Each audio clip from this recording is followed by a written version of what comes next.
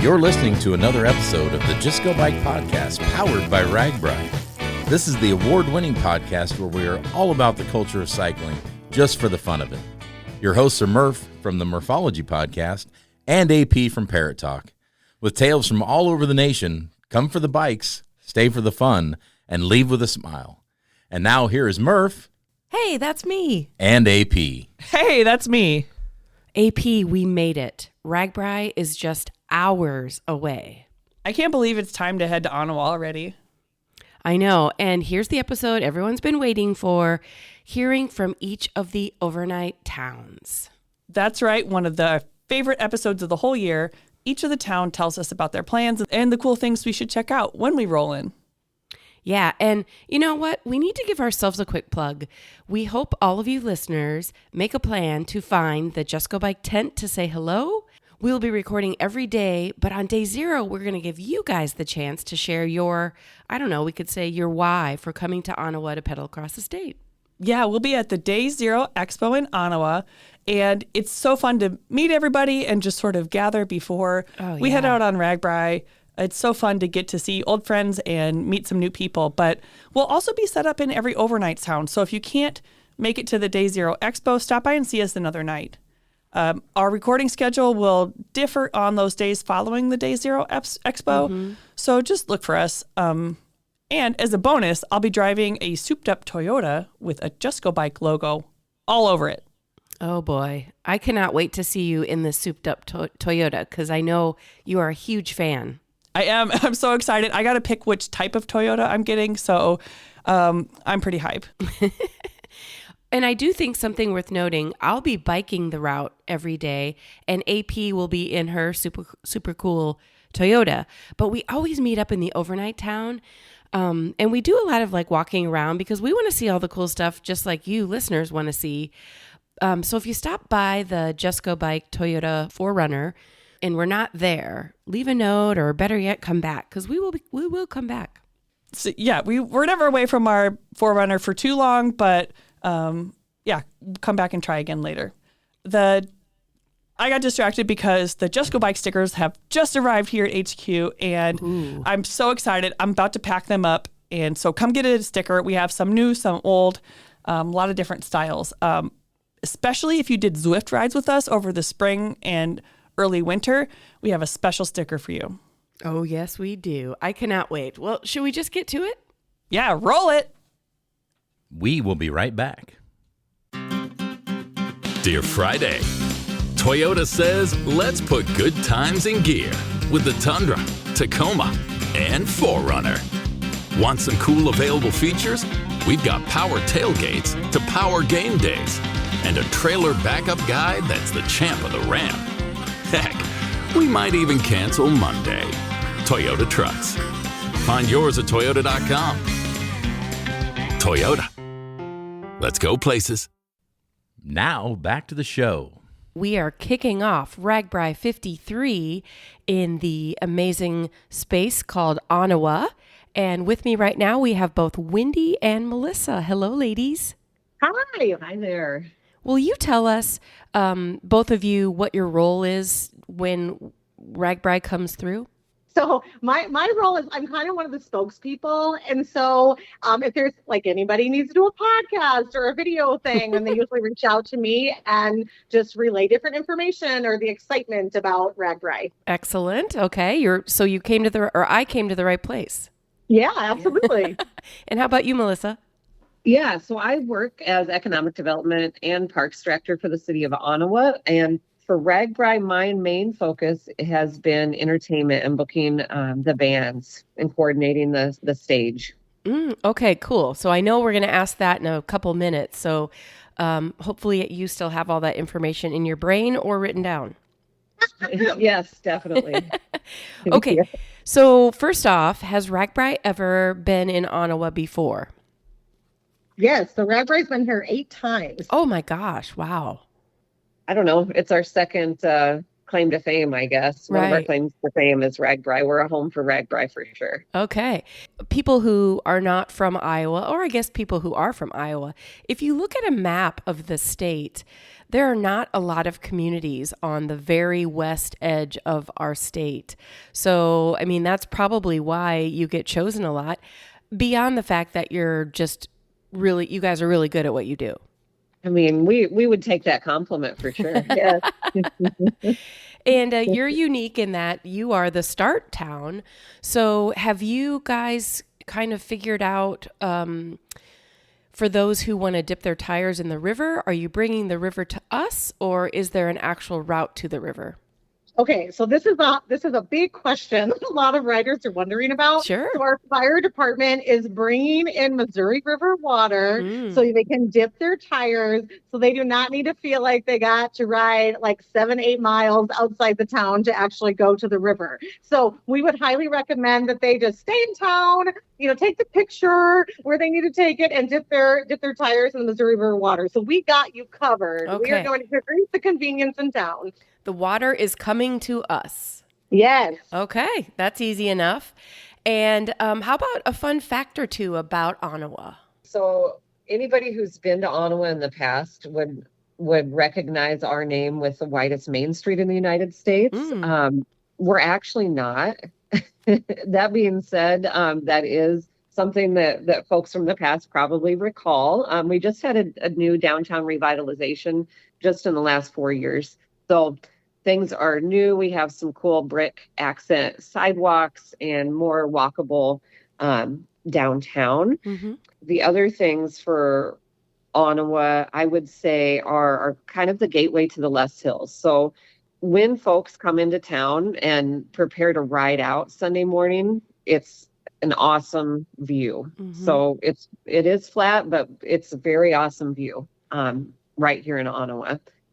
We also like to say we can see storms coming in from Nebraska. So we can, when the severe weather is coming across the Missouri, you can see it coming for miles away. But. Yeah.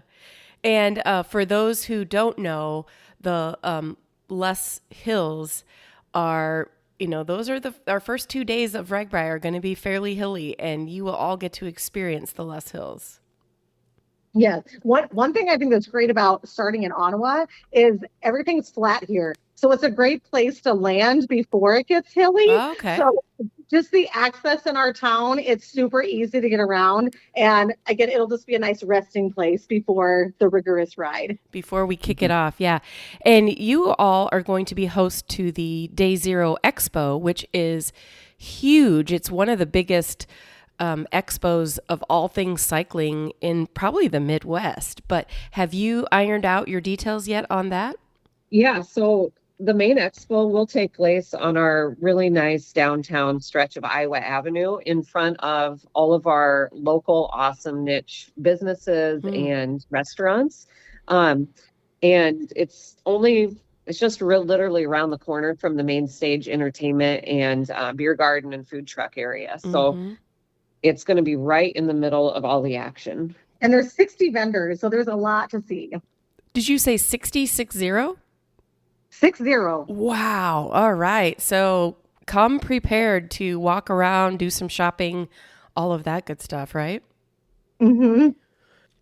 So we have the Day Zero Expo, and then I'm assuming since, most of us will be there all day before we kick it off on Sunday, what kind of entertainment do you have set up for us? Yeah, so our downtown entertainment is going to start just about 1:30 in the afternoon. We have a solo acoustic artist, Alex Irwin. The band Replay is going to play some classic rock and roll music, and they'll follow Alex, leading into our awesome hometown favorites, In Due Time. They'll be on about 4:00. Omaha supergroup Evandale.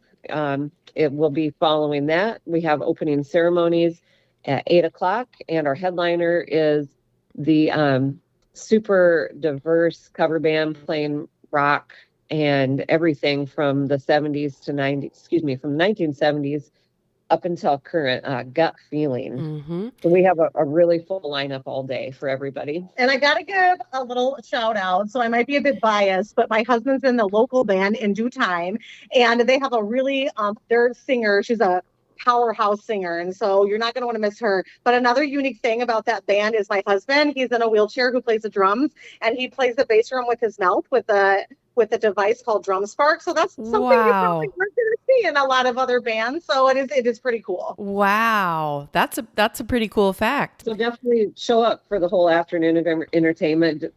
Remind folks to not wait till 9 o'clock to come downtown, because it's going to be a really good time all day. Right. Okay. So, you want people to be cruising around Ottawa all day long. How about a few must-see places, whether they're murals, museums, art sculptures, or businesses that'll be open? Yeah, there's so many things. So by the main camp area, which is kind of the hub of Ottawa's great park system, we have the Ottawa Aquatic Center, which will be open on Saturday afternoon for showers, for cooling off. And then the Freedom Rock, there's one of those in each county in Iowa. So the Freedom Rock is positioned just outside the Aquatic Center. We have an amazing Veterans Museum next to the pool, a historical museum and train museum as well that will be open. And just honestly, checking out the parks, playgrounds, if there's anybody that has families coming into town, it's great. We have, when you move towards the downtown district, the library in Ottawa is amazing. It's on the historic registry that folks can pop in and maybe cool off for a few moments while they're just scoping that out. Right on the main street, 10th Street, in front of where the entertainment stage is, the Iowa Theater, which is a historic movie theater. We could go on and on. The small businesses in this town have such a great selection of foods, niche products to buy. A lot of that is featured. We have ottawa.com/explore. So folks can go there and see some of the local features in Business Directory. Now, okay, everyone goes to the expo, they get their music entertainment, they get their bellies full, they go to bed. The next morning, we leave Ottawa. So do you guys kind of have a feeling for what the terrain's going to be like, at least for the first couple of towns? It's pretty flat when you come out of here. So you'll see like the beautiful sunrise, over the Less Hills. So that's great. And then it starts to get a little hilly, but not too intense. Isn't their first stop in Turin, I believe? So that's a pretty straight ride there. So it's going to be, when they wake up, it's going to be pretty smooth sailing for a while and until like the sun fully comes up. So I think you'll enjoy that, and it'll be cool and wonderful. The other thing that we love doing here at Ottawa, we love lining the streets and cheering them on as they come out, as they leave. Yeah. Like, it's like a parade. Like, it's so cool. And people will sit out there for hours, like while they leave. I think everybody's out of town by like 9 o'clock in the morning. But again, you'll have people there just cheering them on when they leave. So they'll definitely have a lot of fans of cheering them on. That is definitely an example of Iowa nice. Yeah. And fun fact, I'm looking at the RAGBRAI app, and from Ottawa to Turin, it's up almost 8 miles.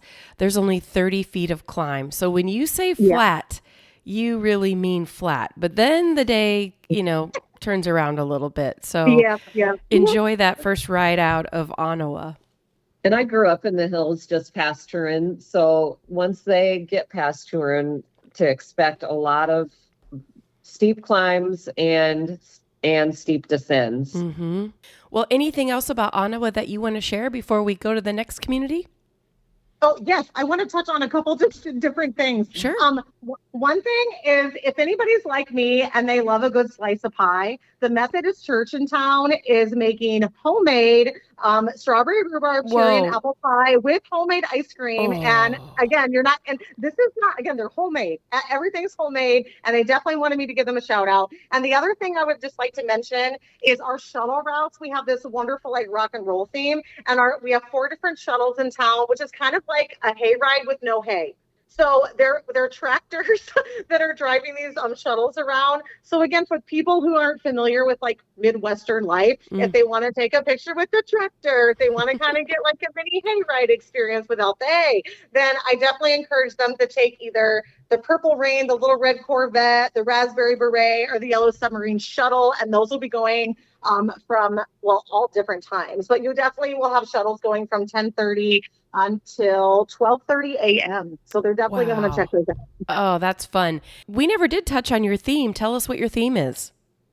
So the theme is rock and roll out. And so it's all rock and roll. So riders should expect to see some giant guitar photo ops downtown, some cutouts that they may get to be their own little rock stars and take selfies with. Our famous Onawa Wayne and Garth duo from our announcement video will maybe be making some guest appearances throughout the day and evening. Just expect to see so many beautification projects. Our local women's club has planted flowers all around the community and the parks. The downtown businesses are supporting that.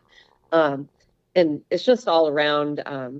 Even folks' yards and other businesses are doing a little contest as well on decorating. And we're super excited because we have some big surprises that'll be happening that day. Okay. We're not going to reveal them, but we're really excited to give all the RAGBRAI riders just a really unique experience this year. We can't wait to get to Onawa, that's for sure. We're excited to have everybody.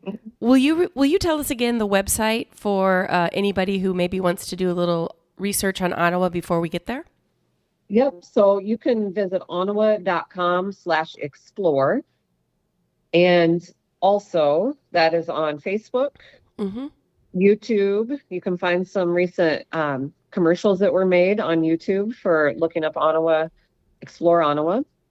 And onawa.com/RAGBRAI is our hub for all the RAGBRAI information.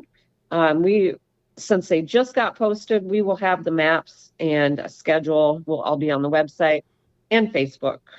Onawa RAGBRAI 2026. And there's also a TikTok called Onawa TV if they want to check that out too. Ooh, okay. Sounds great. Well, Wendy and Melissa, thank you so much for taking the time to talk to us about Onawa. We can't wait to get there. Yes, we are ready to rock. All right. Thank you. Thank you. Have a good day.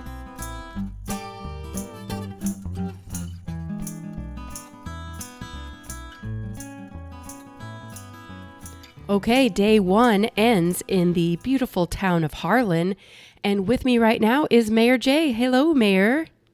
Hello, how are you doing today? Good, glad to have you here. I'm sure that you have been extremely busy, well, A, being mayor, but B, getting ready for all of us to come.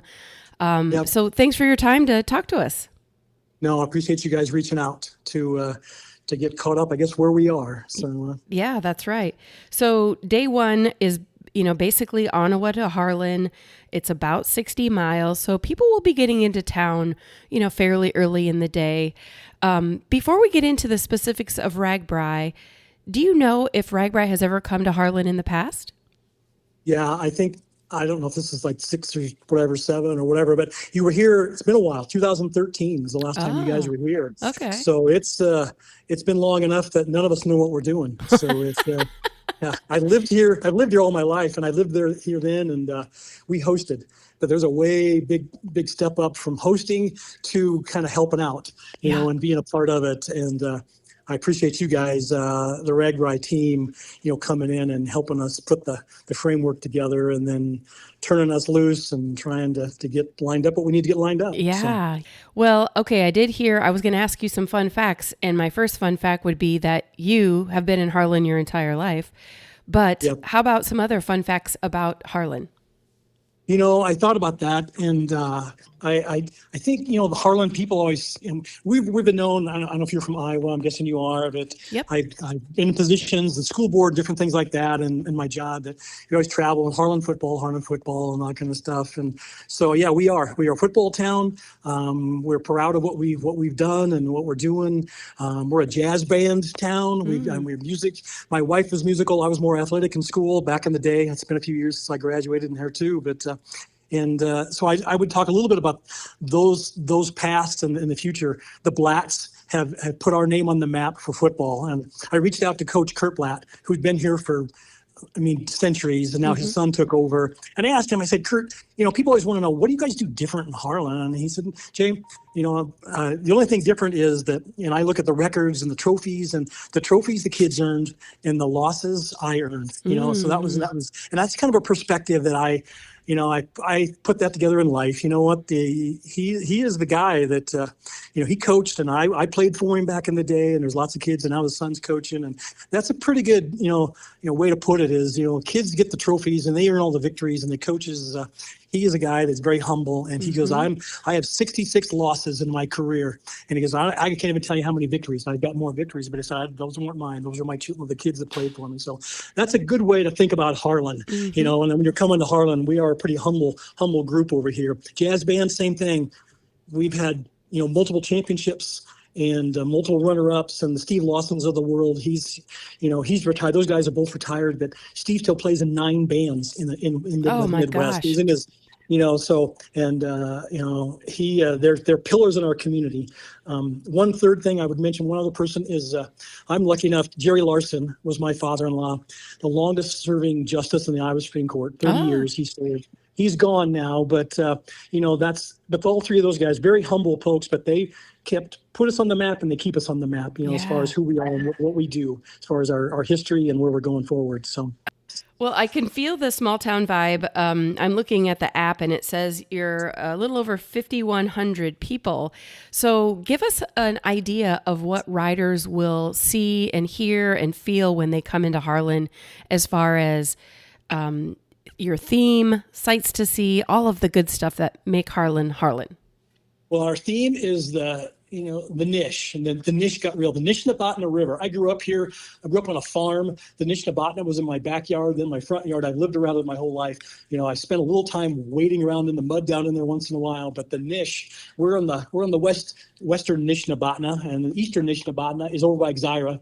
So the riders are going to cross over both of them, I'm guessing.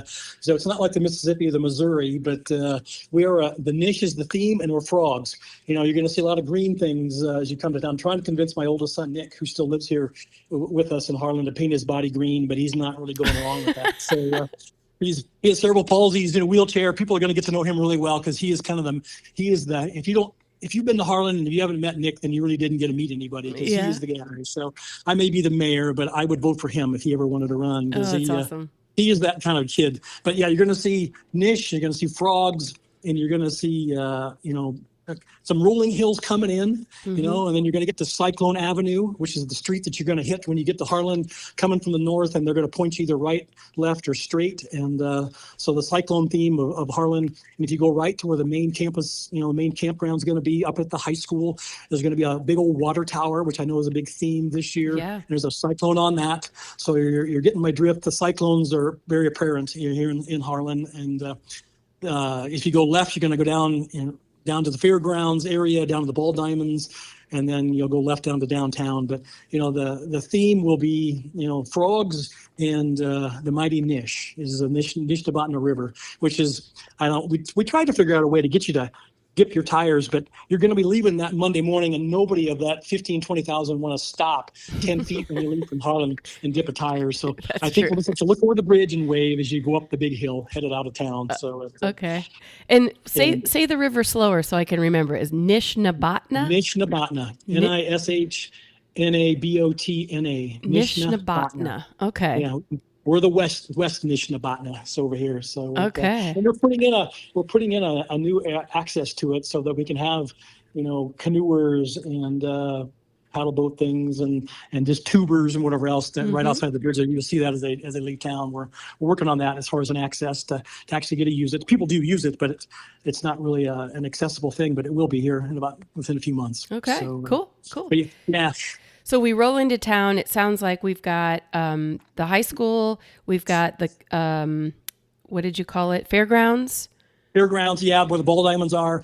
That's going to be if you take a left on Cyclone and go down that way. If you go straight through town, that's kind of the heart of Harlan. I know there's a big group. One of the big charters is going to be a little bit to the south of downtown. So I know a lot of bike riders will head probably straight and then branch off to their homes and yards and parks and wherever they're going to be going. So, and then the main entertainment will be set up downtown? Downtown, yeah. Okay. And that's kind of, I thought about, what do we have to show off? And our downtown is, it's worth showing off. I live here. I'm very biased, but I live on the square. I have for about 10 years now.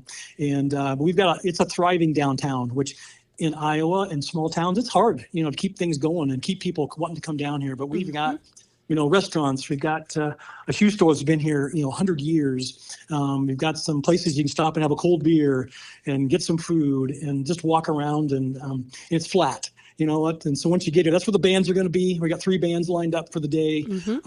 Our beer garden's going to be down here. All of the vendors, merchandise, and we'll have shuttles coming from the main campus up by the school. And like everybody else, we're trying to put it all together. We had a meeting last night. I got a meeting today. Another meeting on 7:00 Friday morning.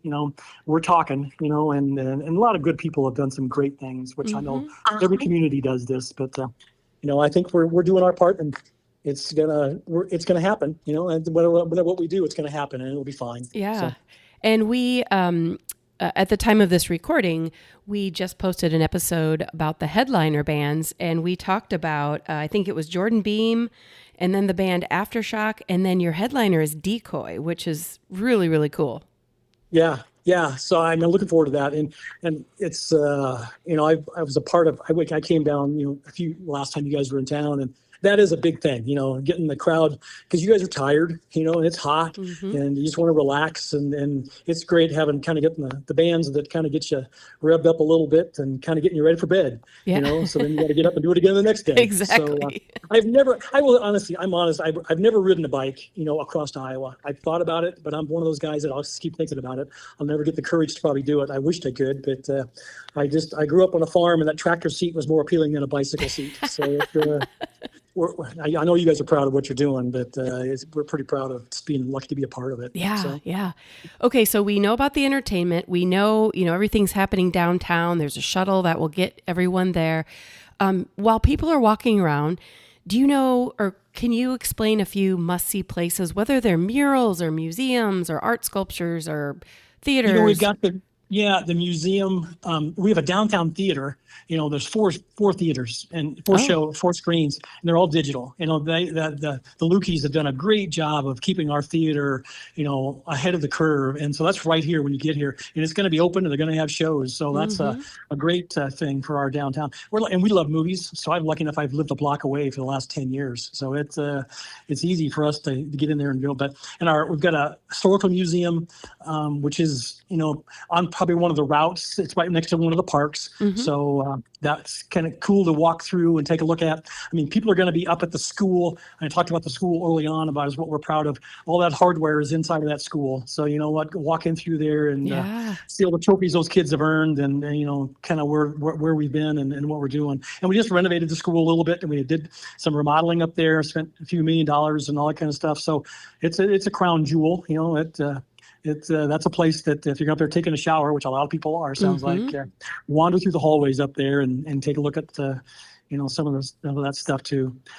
Downtown, we've got crosswalks. We've painted crosswalks, which is pretty cool. People are going to be walking all over them, but that's why we have them. But we just kind of renovated them a little bit here, kind of spruced them up. But as you walk across the street, you look down, you'll see some of these art things. We've got high school kids that have spent hours down here painting. We're going to have different things. Our theme is frogs, and so we've got some history art type themes. Mona Frog Lisa, I'm not even sure I'm saying it wrong. I'm part of that committee, but so we'll have little cutouts that you can get a picture of downtown on the square with some of these things to be part of the frog theme in Harlan. So I do like the fact that you can, get your picture taken with the frog theme, and you do not have to paint your body green. Is that true? No. Or are you going to expect all of us to be green? No, you could just show up with your natural looking face, poke it in the little hole there, and you'll either be Frog Elisa or there's other ones out there. So you can take your pick. So, and we're going to have a map, and maybe some towns do this, but we're going to have a map of the world right in front of my office right downtown here in Harlan, that you can put a pin or put a dot where you're from. So we're going to keep track of where folks are from. Oh, I love that. Yeah. That'll be down here too. So make Cool. sure people stop by and see that too. So. And do you have either a Facebook page or a website where if people are researching before they come, they can go to? Yep. Yeah, Harlan RAGBRAI 2026 is kind of the RAGBRAI thing, but there's lots of stuff on there about Harlan, but also the city of Harlan, Iowa, has things, and they're posting all kinds of things, and they're on Facebook too. So that's the kind of stuff. I mean, I'm not that guy, the social media guy, but I know people that do it, and and people like you. That's why you called me. So, and I didn't call you. So, but no, that's those will be the sites, like a city of Harlan, Iowa. Because I think it's a Harlan, Kentucky out there that if you don't click in the Harlan, Iowa, you might get somebody else. Yeah, and we don't want Harlan RAGBRAI 2026. We want to stick to Iowa at least at the end of July. So, well, Yes, good. exactly. Mayor Jay, thank you so much for kind of telling us about Harlan. I love your energy, so I feel like the whole town's going to be buzzing with the same. I think we're happy to see you, and we'll be happy to have you come back someday. So All right. and hopefully we'll get a few to stick around. Maybe we'll convince them that they want to be a Cyclone. If they like us well enough, they want to come back there maybe you in a month go. or two and build a house or buy a house and hang out with us and be a part of this great community. So All right, sounds great. Thank you. all right, thank you for calling.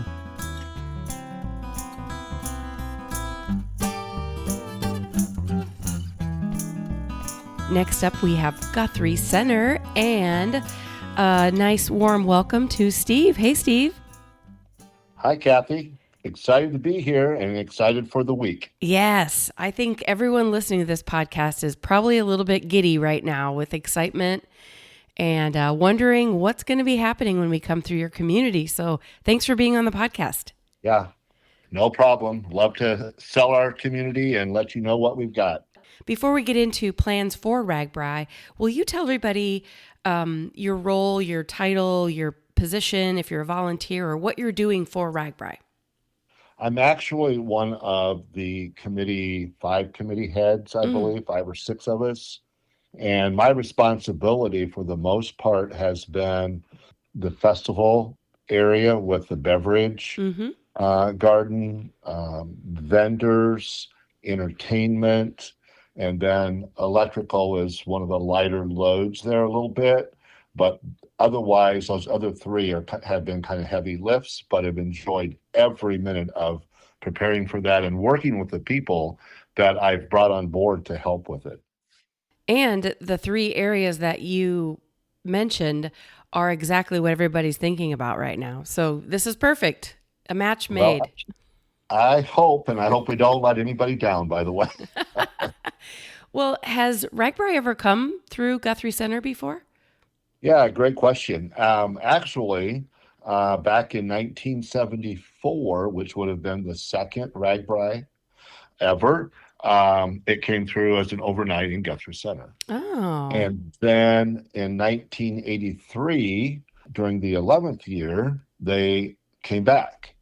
Now, during the span of that and also after 1983, we've been passed through before, but now here in 2026, we are again an overnight. So this will be our 3rd time. And I'm looking at the RAGBRAI app, and it says, I don't know if this is true, Steve, but Guthrie Center population 1,500. So this is a small community that is going to welcome thousands of people. Yeah, we're not really rookies at this, but you're exactly right. We only have 1,500 to 1,600 people, and we know that there are going to be 30,000+ people here. We've put together, I think, a good plan, but we've also had some experience in that in the past. I don't know if folks have listened or heard of River Ruckus. River Ruckus was here for 10 years, I believe, founded by a couple local folks. We had the likes of Eric Church, Toby Keith, Thomas Rhett. So we've had over 20,000 people in our community before for those kinds of concerts, like maybe for a weekend. So we have that. We're excited about it. We have some experience with that. And we are looking forward to pulling this off. Okay. And that's a good fun fact, but do you have other fun facts about Guthrie Center? I do have some other fun facts, and maybe not as exciting, but one of the things I think that's to me is really cool. Every biker is going to ride over it. So whether they've heard about the Continental Divide, which is actually, we call it the M&M Divide. If we go back to our Iowa history lessons and things like that, all the rain that falls on that line on the west side will go to the Missouri River. Everything that falls on that line to the east side will go to the Mississippi. No way. There should be signs out there that riders will be able to see that, get off, do some photo ops maybe out that way. If nothing else, it's great scenery. And that's just a nice fun fact and something that's just a few miles that they'll run into before they get to Guthrie Center. I love that idea. Yeah, I mean, it's amazing to think about that.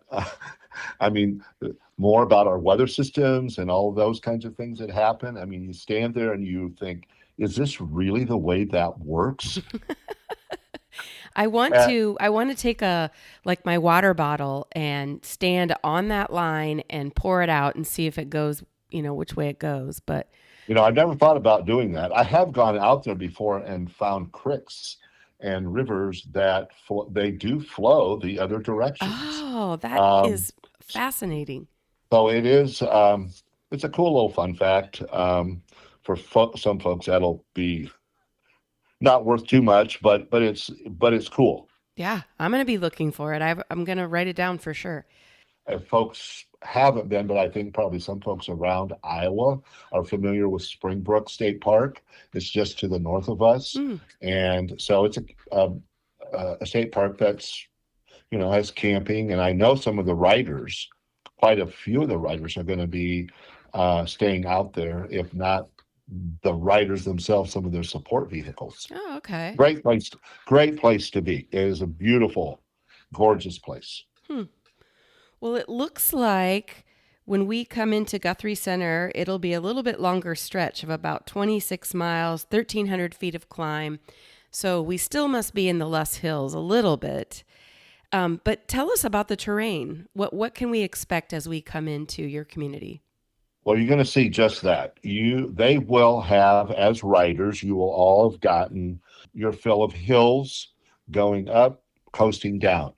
You're going to come in to Guthrie Center, and you'll be going up a fairly small climb, but when you get to the top of that one, you'll be looking over Guthrie Center as you ride down. And one thing that I can tell you, that before you get to that spot, you're getting close when you see the two water towers, one with a huge flag on it, that are down in the valley through the town and up to the next hill. Our community has also lots of hills, as riders will soon find out. We're prepared for that, I think, with shuttles and the tightness of the RAGBRAI Festival and the campgrounds and everything. Everything's going to be pretty close to walking distance. That's very good. We like that. But also knowing that shuttles are available, that's pretty important too. Absolutely. And as you come down through that last hill and into Guthrie Center, I mean, you're going to come smack right away into our arch that's welcoming you. It's a fantastic piece of art. And it'll go across the whole Highway 44. You will ride under it, and right to your left is going to be an information center. And to your right is going to be the charter campground. And then just going forward a bit more, you'll cross a river that's flowing, by the way, to the Mississippi. Okay. And you'll come across that, and you'll run right into the festival area, and the main campground is to the right, down by the high school. So we're very close and tight.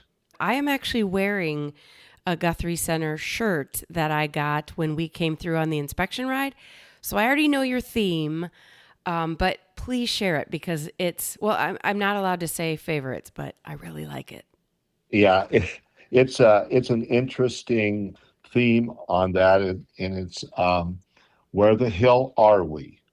And it was a committee that came up with that. They kind of laid it out as they had three or four options, and overwhelmingly people like just dove in on that on the survey. So that's what it ended up being.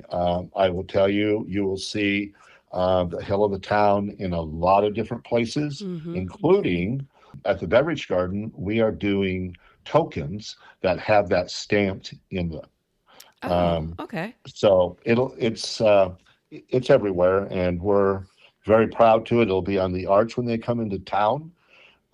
It is like a community effort in choosing that for writers. Like you said, it's kind of a everything's in real tight, so people can walk around. So you've got to give us some must-see places while we're in Guthrie Center. And then I think that will segue into what entertainment you have set up for us. Sure. So some of the things I think you're really going to want to see and do, clearly just across that river is our city park, where there will be bikers, charging stations, and the swimming pool with showers. So it will be a great layout as people come on into town. And then we look at some other things. I like in any community, I would be going to the library. There are cool things in libraries. We do have charging stations at the library. And of course, in this kind of weather, we know that air conditioning will be a big deal. So they will have displays and things, I believe, in the library. I would definitely take the time to go to the school and get up towards the school. That's the main campground, and just take a look and a view of how gorgeous that campus is from the top. It's really cool with all the fields and the layouts of everything. That, to me, that's a must-see as well. We are a county seat, so in our courthouse lawn, we have a couple memorials there, and I think I have those maybe later, but I could share them right now too. Sure, yeah. Guthrie County Veterans Memorial Wall is there, and then the other one right beside it is the standing Civil War soldier monument. So good shady place to be. Again, some good photo ops, and right in the center of town, just a half a block from the festival area. On my map, at least, it says Guthrie County Soil and Water Conservation Mural. Do you want to speak to that at all? That is located at the fairgrounds. Okay. On the southeast side of Guthrie County Fairgrounds. And it actually was done by a local artist, Joy Hasbrook. So we have over a dozen murals, and all of them have been part of local. We have some very good talent in a small town. And we've had locals do the murals. In fact, one of the entertainers did our larger mural on the, it's the Song of Guthrie County is what it's called. And it's on the fire hall, which you'll ride right by the fire hall. And that's a cool, very cool mural as well. It really depicts the looks, the history, and that of Guthrie County in one mural. I hope I have time to cruise around and find all 12 of them. Yes, that would be great. You'll enjoy every one of them. Those, by the way, we will have a list of those, or maybe even a QR code at the information center. Oh, great. That folks will be able to get. And then they have their addresses, they have the things ready that they can go on that tour. And I'm going to say again, in most all of those murals are, you won't be having to ride really too many hills to those. Okay. They're in an area that you can pedal around and look at. Perfect. And then, of course, we have to talk about entertainment because, everyone will go to the pool, get a shower, get their camp set up, and then cruise around Guthrie Center. But I'm sure they'll hear music.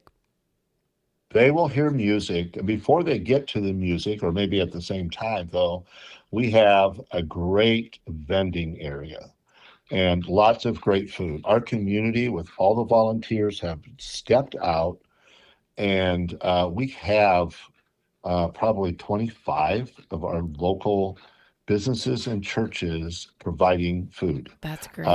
for Wow. bikers, as well as some of their favorite trucks. I mean, we go from the time you get in and then the time you ride out. We have the bowling alley and the cafe on the hill, those places up there, Quality Meats, going out of town. They're a little ways away, and you'll ride a big hill to get to them, by the way. Mm-hmm. But great fun, right? And by the time you get done with all that, you will be ready for entertainment. I was going to say, yeah, we'll be ready. Interesting on our entertainment, we've chosen 4 entertainers. The first one, it'll run from 2 o'clock to 3:30, and that would be Brick Immerman with his Hillbilly Air Show. And that is some local entertainment. Mm-hmm. We have mixed local with pulling folks from the metro, which we're not too far from the metro, by the way. Mm-hmm. And so Brick is a Guthrie Center graduate. He does a lot of backyard shows. He does bar shows. He does other things around the state and in the metro. So some people will be very familiar with him. At 4 o'clock, we will have the Weary Ramblers. Okay. A tricky name. But anyway, that's Chad Elliott. And I want to talk about Chad a little bit as well. He's a Guthrie Center graduate and has won some pretty prestigious awards just here recently over the last year or two. Storyteller type artist and singer. So it'll be a different take. I find it interesting. I had a phone call from the Des Moines Register, and they wanted to know how we selected and our entertainment. And I kind of explained the process a little bit. Mm-hmm. And they said, we're so glad to see that there's a town that stepped out of the box a bit and has a couple acts that are not traditional. Oh, yeah, cool. So we feel like we have a nice mix. And then, of course, we move from the Weary Ramblers into the Nadas, Mm-hmm. which I think is a RAGBRAI favorite, by the way. Over the years, they do a great job, put on a good show. And so they'll do that from 6:30 to 8:30, I believe. And then after them comes another kind of metro area band. They as well, I think, are well known down around the metro area, and that's Gimmick. They will do the 9 to 11 show to closing. So we're excited about that matchup, but they're quality, they're good. We have a large tent out there for people to get under to listen to. Good. Okay. Our entertainers. So they won't have to just stand out in the hot sun if they would prefer to get down and listen to some different kinds of music. Mm-hmm. And Gimmick is a great party band. So even if you're sweaty hot, you're probably going to enjoy yourself, even if it is still 90 degrees. I think you're right. I've not heard them, but I've heard multiple times what you just said from folks when I was, checking them out and looking for, another band. That kind of stuff came up, and I'm going, oh, that's perfect. Yeah. Well, good. Well, before we go, can you tell us where listeners can go if they want to research a little bit more about Guthrie Center, whether you have a website or a Facebook page? Yeah, we have both. And I would tell you that you just go to Guthrie Center RAGBRAI and .com. That will get you there and also to our website. So, we will have, with that entertainment piece, we have some other local pubs and things that are going to have games. They're going to have, some entertainers as well. Mm-hmm. Dub P Apparel is going to have several things down at their place with some additional music, yard games, create some of their own kinds of hats and shirts that people can go and say, hey, this is how I want it to be. So I think that will be a cool piece. They're also going to be uptown as a vendor. So a lot of that kind of thing. We don't want to give everything away. That's right. That's right. And of course, the RAGBRAI app has all of this. Well, not everything that Steve is sharing, but a really hearty maps that you can look at and find out, if there's something you heard on the podcast, you can go to those as well as the Facebook and website you mentioned. And I want to give one quick plug to veterans here. So one of the things that I discovered, you have a group of, I believe they're called Team Air Force, the veterans that go through and ride on the ride. And one of their missions is to help stranded riders with a broken bike, a broken chain, or whatever. I believe at 6:15, come to the stage. We will have the national anthem. They're going to tell what they do for RAGBRAI, and just a little bit of additional piece to that. Yeah. And then, of course, I think also, Kathy, that the flagpole initiative.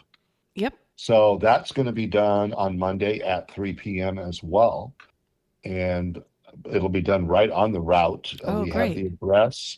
So folks will be able to ride to it and not have to ride up a hill, by the way. So it's right on the route. We do have flat parts in Guthrie Center, you'll find. But if you want to go very far, you're going to have to hit a hill. We'll put a link in the show notes to the Flagpole Initiative so that you can have more information about what that's all about. Because we've done a couple of podcasts about that, which it's really cool what they're doing.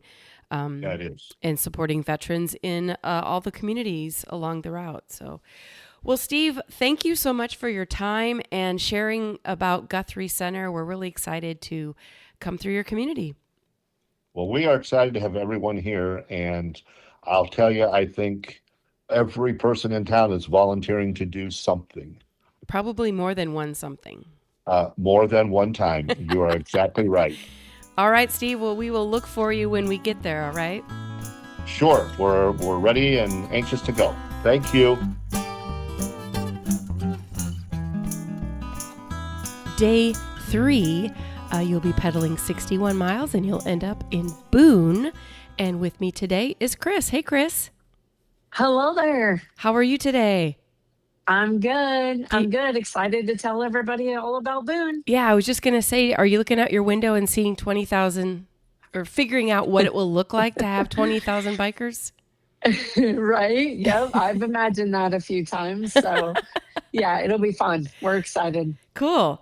All right. Well, I've already said that your name is Chris, but will you tell us what your role is with RAGBRAI, if you have a volunteer position, if you're on the executive committee, or what? Sure. So my name's Chris Blocker, and I'm the executive director for Visit Boone County. So I am co-chairing with Andy Bartlett to lead the charge for the ride into Boone. So you spend every day promoting Boone. So this should be an easy interview. It is. It is. Because yes, this is right up my alley, and this is what I love to talk about. Has RAGBRAI ever been to Boone in the past? They have. So the latest couple times was 2018. We were passed through, and Andy and I also co-chaired that, so have a little bit of experience. And then 2011 was the last time that we were overnight. So yeah, we've had RAGBRAI a couple different times, and then I know there was some history prior to that, but those are the two latest. Mm-hmm. I'm looking at my notes, and it looks like Boone has a population of about 12,000. Does that sound right to you? Yeah. We've been in that population for stats show about 100 years. So, oh my gosh, wow. Yes. So it consistently stays the same. Mm-hmm. I guess that's good, right? Yeah. People come, people go. So yep. Okay. Yep. Do you have any fun facts about Boone that you want to share with us? So I think a couple of the fun facts is the Mamie Dowd Eisenhower birthplace is home to Boone. So a lot of people don't realize that the First Lady was born here in Boone. So we still have her home here, and that will be open for tours as riders come in on Tuesday, July 21st. And then, of course, I'm sure something that a lot of people can relate to or understand, but we are a railroad heritage in Boone County, and specifically like the Boone and Scenic Valley Railroad has been home to Boone County for about 43 years now. So a train ride that you can jump on and take on a daily excursion or dinner train, lunch train, and then they run a lot of different specialties. So a lot of train heritage here in Boone, as well as, the home of Mamie Dowd, Eisenhower birthplace. So when you talk about the excursions on a train, is it kind of like a, hey, I'm going to bring the family on a Saturday and you'll jump on a train, go somewhere, and then it'll bring you back? Correct. Yep. That's exactly how it is. Yep. So you start in Boone, you go out, get to see this beautiful Des Moines River Valley, go over the top of the High Bass Bridge at 156 feet. Is what you are up in the air, and it's just a breathtaking view when you get to look out. And that's what makes Boone and Boone County specifically so incredible, is the Des Moines River Valley. Sets us apart from a lot of different other areas in Iowa. We just rode through there, the beginning of June. Yeah. And even without it being, green and lush just yet, it was still so beautiful. Yeah, exactly. Yeah, even, in the springtime. And people ask me that all the time, like, what season? It's absolutely gorgeous. Of course, in the fall, we get a lot of visitors and tourists in town during the fall season, especially to ride the trains, just to see the fall foliage. Yeah. But honestly, we have a beautiful arboretum and gardens down in southern Boone County, and it's beautiful all three of those seasons. And so there's always fun things to do no matter what season you are here. But it's definitely getting green, and all summertime here. It's extremely hot this week, and so let's look at RAGBRAI specifically. So riders will be coming in from Ogden, and they've got about a 10-mile stretch before they get to Boone. So kind of give us an idea what the riders will be seeing, maybe feeling. I don't know if there'll be big hills, but give us an overview. Sure. So coming from Ogden into Boone on Old Highway 30, it is going to be an incredible view. Again, you'll get to see a lot of that background of the Des Moines River Valley that I've talked about. And you'll come out of that river valley, and unfortunately or fortunately, depending on if you like hills or not, right before you get into Boone, you will endure a fairly steep hill. So you are going to come out of that river valley, and then you'll go up, you'll wind and twist around, and it is really pretty back on that old Highway 30 corridor. And then once you get into Boone, one of the first things that you'll be welcomed with is our courthouse. So you'll go by the courthouse and you'll get to see also our Freedom Rock for Boone County. Oh, great. Sits at the courthouse in Boone. And then eventually end up on South Story Street, where we will have all of our festivities.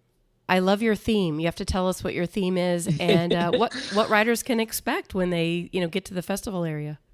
Right. So our theme is Cool Down in Boone. And again, talking about that uniqueness to Iowa, we have one of the 3 ski hills in the state of Iowa. That is how we came up with our theme, that, it's always hot during RAGBRAI. And so we wanted to give you guys a theme and a visual of what it's going to be like to feel refreshed and feel cool. So we will have some fun things ready for you to try to help you cool down once you get into Boone. Okay, excellent. Cool down in Boone. I love it. As far as entertainment goes, whether you have music set up during the day or other things to do, along with, of course, all the vendors that will be there. Sure. Yep. We'll have lots of vendors and some fun things for you guys throughout the day. Our stage entertainment is we do have we'll start with some local bands. So from 12 to 2, we'll have Orphan Annie on the stage. Then from 2:30 to 4:30, we'll have Jake Doty and Hawk McIntyre, great duo that are from right here in Boone. And a fun fact about Hawk is he was on The Voice quite a few years ago, but tried out for them and made it to at least auditions. So that was fun. Yeah. And then Jordan Beam will be playing from 5 to 6:30. And then Rival 5 will take the stage from 7 to 8. They will be opening for our main act. Hairball will be on stage from 8:30 to 10:30. People who have done RAGBRAI more than a couple times will definitely know that Hairball is a fan favorite. So you nailed it with them. Yes. Yeah. We were excited to get them locked in right away and to be the first to inquire to get them. So we're excited to welcome them back to the stage here in Boone. Okay, so riders roll in, they get their camp set up, they maybe take a shower. Give us a few must-see places that we as riders should visit while we're, meandering through Boone. Right. So I think, I talked about the Mamie Dowd Eisenhower birthplace. That would be a fun stop to just see some of that history. And then the Boone and Scenic Valley Railroad would also be a fun, maybe if you don't even have time for it on this ride, but definitely come back to Boone. And I think something that would be fun for every cyclist, because this is right up your alley. We have an attraction. They're on their 5th season this year, but it's still fairly new to the Midwest. It's called Rail Explorers. It's a pedal car with motor assist that goes over those same train tracks that the Boone and Scenic Valley Railroad uses. So you get that same view, only sitting in a seat, pedaling.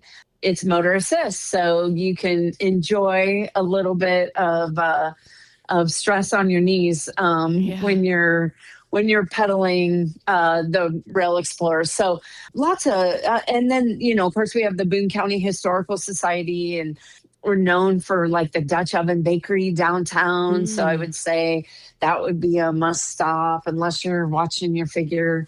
Not that week. Nope. We will not be. No, not that week. Right. So, they have amazing pastries. So I would say, you should definitely stop down there. And lots of just unique attractions here in Boone County, which makes us a lot different than some of the other places. You should definitely make a trip back and come see us another time and get to do some of these fun attractions. Where can listeners go if they want to learn more about Boone or about specific RAGBRAI plans that you have set up? So you can go to our website, www.visitboonecounty.com. There's a specific RAGBRAI tab. So if you're wanting to look specifically for RAGBRAI stuff, that'll be on that tab.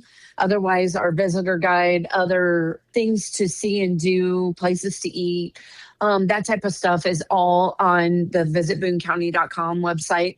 We have a specific Facebook page that is dedicated to RAGBRAI. So on Facebook and Instagram, we have Boone RAGBRAI 2026. You can find some of the swag and just some of those other fun things that are advertised on there that are also on our website. So either one of those 2 locations, you can definitely find information. Okay. We're super excited and we can't wait to welcome all these riders and show them that Iowa nice. And I love that your theme is cool down in Boone. So even if it's hot, 80, 90 degrees, we'll have it in our brain that we're going to cool down in Boone. So thank you for that subliminal message that you are sending us. Yes, even on a hot summer day, we will be feeling cool. All right. Well, thank you so much, Chris. Absolutely. Thank you. We will be right back.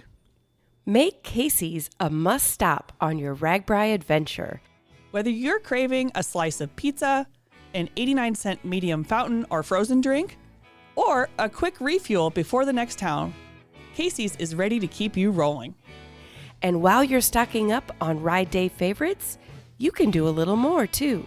At any Iowa Casey's location during RAGBRAI, simply round up your purchase to support the Dream Team, a Des Moines-based program that uses the power of cycling and mentoring to help young people build confidence, develop life skills, and achieve personal goals. Your spare change can help change lives. So grab a slice and round up for Dream Team. It's not crazy. It's Casey's. Now, back to the show.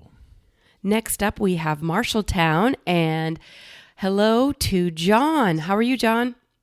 I'm doing great. How are you? Good. Let's talk Marshalltown, right? Absolutely. It's going to be, I believe we'll end day 4 in Marshalltown after, about almost 70 miles of pedaling. Not quite as steep as the beginning of the week. So I think everyone's going to be excited to hit your community. Yeah, I'm hoping that the ride over from Boone is pretty smooth, pretty easy for everybody. Mm-hmm. There's a little bit of a hill coming into Marshalltown, so there'll be some work for it. But once you're here, we're excited to show off hospitality and really welcome the riders. Well, tell everybody what role you're playing in RAGBRAI, or like how you got to be part of a RAGBRAI committee. Yeah, absolutely. So, my name is John Hall. I serve as president and CEO of the Marshalltown Area Chamber of Commerce. Oh, so, okay. we're kind of serving as the backbone organization for RAGBRAI coming through here, and our organization served in this role in the past when it's come through as well. But I'm serving as kind of one of the co-chairs. So, kind of in conjunction with some of our executive committee members, but really a lot of the finance and insurance and all the stuff that nobody wants to think about that happens behind the scenes that somebody has to dot all the I's, cross all the T's, and pull all the pieces together. And I'm assuming most residents in Marshalltown love to talk about Marshalltown, but you get to do it full time. Like, it's your job. Yeah, so exactly. You're the perfect guy to be on the podcast today. Well, thank you. I don't know about that. Everything I get to tell about Marshalltown is co-opted stories and stuff from folks that have built stuff over years and decades here that are really exciting to be able to get to promote and lift up and celebrate. So I get the good fortune of being in that role, but trust me, when you're here, when everybody's here, they're going to get the opportunity to interact with the people that are on the ground doing the incredible things that we're so proud of here in our community. Sure. Well, how about a few fun facts, or one or two fun facts about Marshalltown? Yeah, this one's a hard one to pin down exactly what I should hit on. But because it's America's 250th, I can't not talk about Marshalltown being home to the Iowa Veterans Home. Red, white, and blue is in our blood here. We celebrate it every single day. And when riders are here, there are so many assets throughout our community that are, beyond even just what's at the Veterans Home, but that are set up to lift up and recognize the veterans from our community, the veterans that have served, and that's something that's really proud for our community, and something that is ingrained within our community is just the value of the Iowa Veterans Home. So that's absolutely one of them. I guess one of the really cool things, and one of the things that was really appealing to me when I moved here about 5 years ago, is just how diverse our community is. And riders are going to get the experience of seeing a lot of that diversity on display, because it's so interwoven throughout our entire community. We're about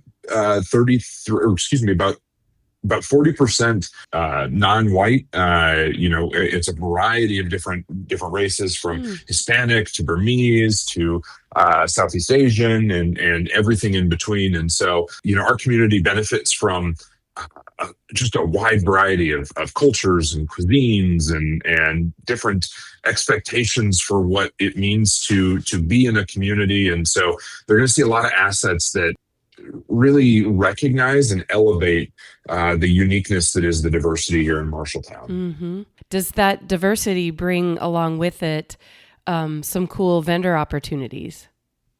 Absolutely. So I think, what folks will find is we're going to have a lot of the vendors that they're probably used to along the ride.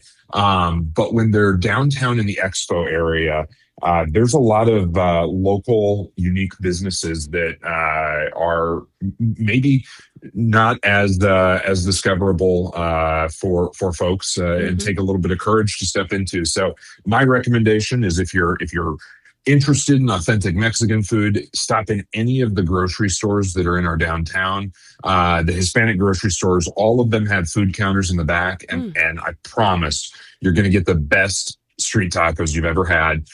In fact, we had a group here a couple of years ago, a larger group of a couple hundred people, kind of a multi-day conference. And rather than lunch at the conference center, we took them on a downtown walking tour and walked from taco shop to taco shop. And people were loving it by the end there, because it is truly pretty incredible. So if you get a chance to get downtown, which everybody should, that's a great one.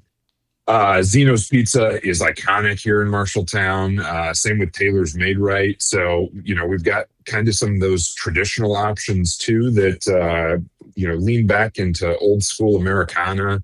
And then, when everybody's coming into town, they're going to get a chance to go visit the American Way. It's one of the first areas as folks are coming into town. And this is our 13th Street district. So it's a micro commercial area that sits at the footsteps of the Iowa Veterans Home. Oh, okay. And in this pathway, we've got Flying Elbow, which is a professional wrestling themed burger restaurant that started as a hot dog food truck and has won a bunch of awards.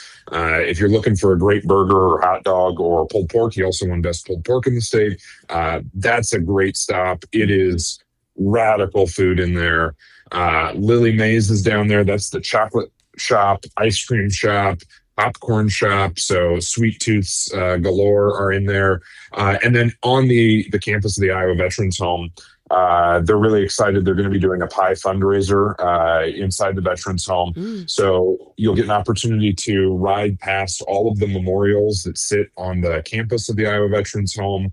And then veterans are going to be out interacting with the riders. Oh, wow. And a lot of them are wheelchair bound or have other mobility issues. And so bringing riders up to their campus so that they have an opportunity to celebrate RAGBRAI as well is something that's really, really important to them. And they're really excited for this. So they're going to do a pie fundraiser up there. And then just around the corner on Valor Field, we've got Black Hawk helicopter flying in that afternoon. Oh, wow.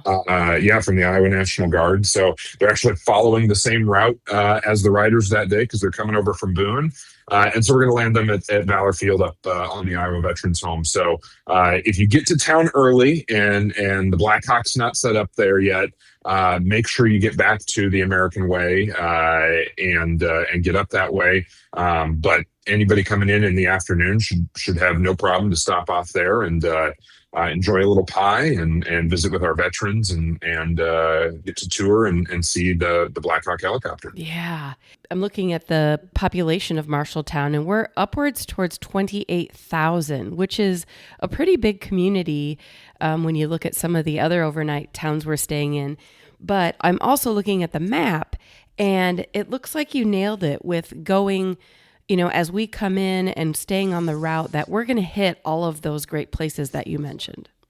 Yeah, and that was really the goal. That was our biggest challenge: is how do we make sure that we show off all of the incredible things that we've got going on here in Marshalltown for folks that we're used to being able to just hop in a car and drive across town. Nothing's further than 7 minutes away here in Marshalltown, and it's a little bit further, but we think we've really captured just about everything that people really need to see and are going to want to along the route. Everybody's going to be coming in on West Main. Like I said, they're going to get the chance to stop off at the American Way. Before they get there, they're going to ride past Appleberry Farm, which is a great apple orchard into the fall. But they do all kinds of berry bushes and make everything from pies and jams and have poultry on site, so fresh eggs. just a great little agritourism spot. And then they're going to be coming in on West Main. And for those that have been to Marshalltown or know much about Marshalltown, the homes on West Main Street as you head towards downtown are really spectacular homes. These are old, mansions, if you will, that have been in most cases taken care of in really incredible ways. And so I know that the residents along there are excited to show off the incredible housing, and it'll look different than when riders were here last, because the last time they would have ridden this path, we would have had our tree canopy, but that disappeared. We've rebuilt since, but trees take a while to grow back. So then we'll bring everybody towards downtown, and then head a little bit south towards the main campground and into the Lynn Creek district area. And we're celebrating some really incredible transformation and projects that have happened around that area that are, again, celebrating the diversity of our community through the Apgar Family Water Plaza, which will be going and very active, because that's really trying to bring in our Hispanic community and our Burmese community to that space. And then we've got new trailhead and bridge down in that area. But we've seen a lot of investment into that area where the main campground's going to be. And then we'll shuttle everybody back up to the downtown area and show off everything that's been going on downtown. Pretty darn cool. And you probably should touch on, we didn't really talk about your theme. So tell us your theme, and then also what entertainment you have set up for, like whether it's music, bands, headliners, all that. Yeah, absolutely. So our theme is All Wheels Welcome. Again, it's leaning into this idea that as a diverse community, we are welcoming to all walks of life.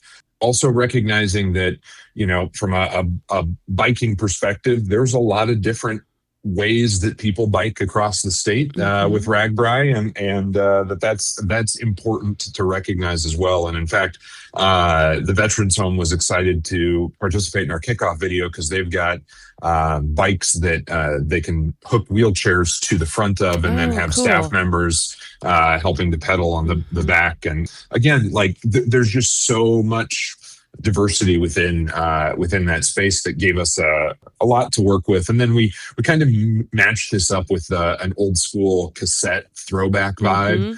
And that's what you're going to kind of see in the entertainment. So we're going to have a lot of live music throughout the day, and it's going to be everything. There's something for everybody, but there might not be everything for everybody, because it is going to go from on our community stage, we've got Chanlax and the Sax, which is a local group that is a couple of I'll say nerdy engineers that work at a company here and have a little bit of a band. We've got Flash in a Pan, Uniphonics, Katie and the Honky Tonks, and then we'll wrap up with the Pork Tornadoes. But the genre is going to be all over the place, again, because it's a mixtape. We're putting together a little bit of what everybody likes and mixing it all together. So it should be a fun time. Oh, it will definitely be fun. I know that for sure. And then we have to touch on, before we, find out your Facebook and website, when we leave the next morning, is that when we get to see the world's biggest trowel? Yes. That is something that nobody will be able to ride by without seeing. The tallest, and I got to get the official title right, because they were very clear in carving this out, but it's the tallest round-handled brick trowel in the world. Okay. So for those that aren't familiar, Marshalltown Company is based here in Marshalltown. Used to be known as Marshalltown Trowel. They started as a brick trowel manufacturer. They have since grown into not only a whole host of products that they produce, but have acquired a bunch of really iconic American brands that are tools that folks will recognize, especially if they're in a lot of the construction industry or around that space. But yes, our path out of town is going to take everybody right past the tallest round-handled brick trowel. There's going to be a photo booth set up that's going to be set up for rapid photos so that we can get everybody out of town. But we'll also have a couple of water stations and a little bit of a iced coffee and protein kind of quick bites set up right outside there as well for folks as they are getting ready to head out of town that morning. And then they'll keep heading out along East Main Street, and then Lennox, which is a company that I think everybody's familiar with, the heating and cooling company. They're originally founded here in Marshalltown, and so we'll be heading right underneath. They've got a great catwalk that goes right across the street and celebrates Lennox, and their team is excited to be out there waving to the riders as they head out of town and on the long day, I believe, is where you guys are headed after that. Yeah, some people may be doing all the way up to 250K. So they'll probably be leaving your town early, but there's plenty to see along the way. Well, and we're going to be set up early and ready to help convey people out of town. But, we don't mind if they stay either. We like a little bit of company. Yeah. Well, how about a either website or Facebook page so people can learn more about Marshalltown? Yeah, absolutely. MarshalltownRAGBRAI.com is where all the information's housed. That's how they can get to our social medias and anything else. But that's really where all the information is going to be found is MarshalltownRAGBRAI.com. And what do you think you'll be doing all day, John?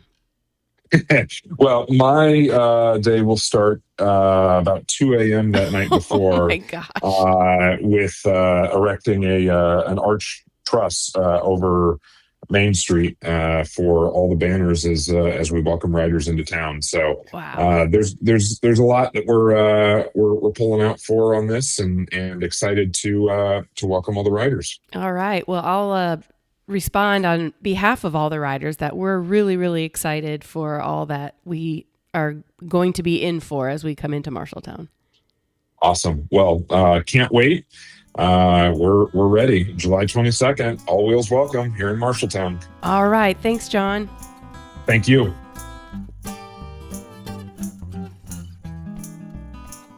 Our next overnight town is Independence, which is day 5.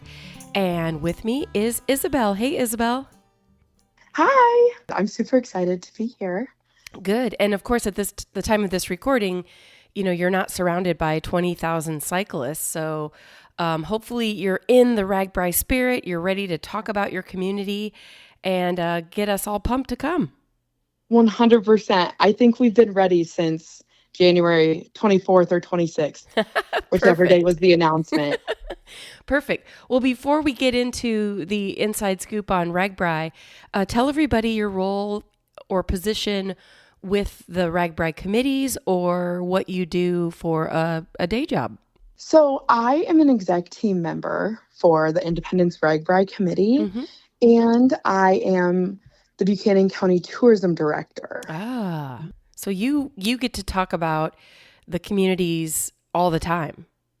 Right? All the fun stuff, all the events, everything that's exciting about Independence and the neighboring towns. Right. And of course, we're all excited that, we're celebrating 250 years for America and we're choosing independence. So I'm sure that you guys have a lot of cool stuff planned. It's also the longest day of the week.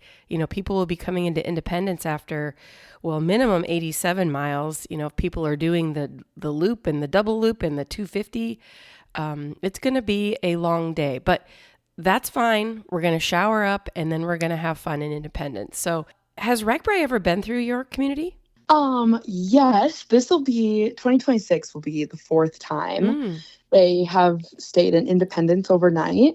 The first time was in 1982, then 2007, 2014, and now 2026. Nice. How about a fun fact about your community? Oh, Independence has a lot of really interesting history. I think one of the most unique things about Independence is our downtown and the history that's hidden beneath it. So Independence RAGBRAI will be taking place in the downtown area. So while you're here, you'll have to think about this. Back in the 1840s and through the 1860s, downtown Independence was prone to frequent flooding. So instead of relocating the businesses, the city founders made the decision to raise the buildings and streets to a higher level. So the original downtown still exists underneath today's storefronts. Mind blowing. I have seen photographs online, and AP and I talked about this on a previous episode. We're mad at you because you didn't show us this. I know. When we came through. It's kind of hard to get down there. It's a lot of coordinating. And it was pouring down rain that day when we came through on pre-ride. But if it was prone to flooding. I just don't understand the concept of a town below a town.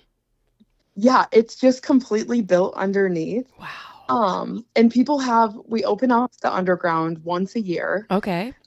Every year. It's the third Saturday in August, which would be August 15th, to tour some of the underground buildings and learn some more about the history of Independence. It's a really cool event. Wow. Okay. So we all need to, once we get done with RAGBRAI, we'll all have to come back to Independence. Right. I think that's a great idea. We'd love to have you all. Okay, so now let's get into RAGBRAI specifically. Riders will want to know, it's a long day to get to Independence. Do you have an idea of what terrain is like as we come into town, as far as, is it farmland? Are there hills? Just a general overview. Yeah, so we aren't too far from the last pass through town, which is Jessup. We're just about 6 miles, which after riding somewhere between 87 and 250 kilometers, that might feel like a little bit of a stretch, but it's pretty flat. You'll definitely pass some farmland as well as a couple businesses and the Independence Airport, but it should be pretty smooth sailing coming into Indy. According to the app, it says 238 feet of climb. So to RAGBRAI riders, that's a pretty flat stretch and only about 8.7 miles. So that's good. And then tell us what we can expect as far as what you guys have prepared. I mean, for sure, we need to know the theme and just some of the sights to see. Absolutely. So our theme is freedom to ride, independence to party. So everyone better show up in Independence. Independence is going to show up for all of our riders. We're very excited to welcome everyone. So on the day of RAGBRAI, we will have 3 of our local museums open. Heartland Acres, which is an agritourism museum.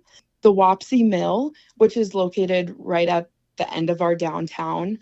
And Lee Mansion, which is where the founder of Independence lived. So we also go back to the Wapsie Mill. I'm pretty sure that's where we did our group photo for pre-ride. Is it a really tall building that's right on the river? Yep, and that was it. So you're saying riders will be able to walk through and kind of see the museum on how things were milled back in the day? Yes. Oh, that's cool. I really wanted to go inside. So that's all right. I'm excited about that. Yes, there's so much history in the Wapsie Mill. You could probably spend all day there. Wow. Okay. Yes. All right. And learning, and it's quite the building. And then what did you say after the Wapsie Mill? Lee Mansion. That is where the founder of Independence lived. Oh, okay. Okay. And is that a museum now? Yes, it is. It was just completely renovated just a couple of years ago to welcome visitors in. We are also home to a Frank Lloyd Wright home. It is just a couple of miles outside of Independence, and it was built in the 1950s and has completely been preserved as Frank Lloyd Wright designed it. They will also be open for tours and will have a bus stop taking riders from Independence out to the house. And I think somebody gave us a like a little brochure about this. Yes. And it looks beautiful. And for those people out there that have never seen a Frank Lloyd Wright piece of art or a home, there is a hotel in, I believe, Mason City that's a Frank Lloyd Wright. So it would be such a treat to see another structure. And is this a museum, or do people actually still live there? It's just a museum. The family moved out in the 70s and donated the house to the state of Iowa. So it's functioned as a museum since then. And you said that there will be bus rides available if people want to go? Yes, there will. Wow. From 4 p.m. to 9 p.m. Okay, one more reason to keep pedaling to get there. Right? Okay. And then I'm assuming that you know already what your entertainment is going to be? Yes, we do. We are going to have 4 bands starting around 3 in the afternoon.